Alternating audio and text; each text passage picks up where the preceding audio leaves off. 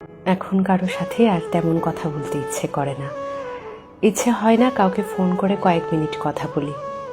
এমনকি কেউ কল করলেও কল ব্যাক করতে মনে থাকে না। মেসেজের রিপ্লাই করতেও ইচ্ছে করে না। যাদের সঙ্গে কথা না বললেই নয়, তাদের সঙ্গেও দু একটু কথা বললেও সব বিষয় নিয়ে কথা বলতে ইচ্ছে হয় না। মন খারাপ, সমস্যা কোনোটাই কাউকে বলতে ভালো লাগে না। এসবের জন্যে আমি দুঃখিত। শুধু ভালো লাগে সারাদিন নিজের মতন থাকতে। ব্যস্ত থাকি বা না থাকি, তবু নিজের সঙ্গটাই মাত্রাতিরিক্ত প্রিয় হয়ে উঠেছে।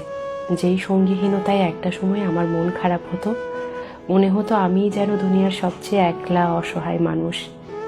সেই খারাপ লাগা, সে একাকিত্ব আজ যেন সব থেকে বেশি প্রিয় হয়ে উঠেছে। এখন অমুক বন্ধু খোঁজ না নিলেও আর খারাপ লাগে না। কেউ ভুল বুঝলেও নিজেকে আর প্রমাণ করতে ভালো লাগে না। যারা আমার উপর অভিমান রাখেন কিংবা ভুল বোঝেন, আমি দুঃখিত।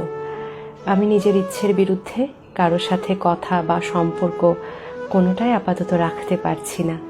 আর যারা উইথাউট কনভারসেশন আমাকে বোঝেন, আমাকে চেনেন, আমার মানসিক অবস্থা দু একটু কথা শুনে বুঝে ফেলেন, নিজেদের বাউন্ডারি এবং প্রাইভেসি দুটোই বোঝেন, আপনাদের প্রতি আমার কৃতজ্ঞতা।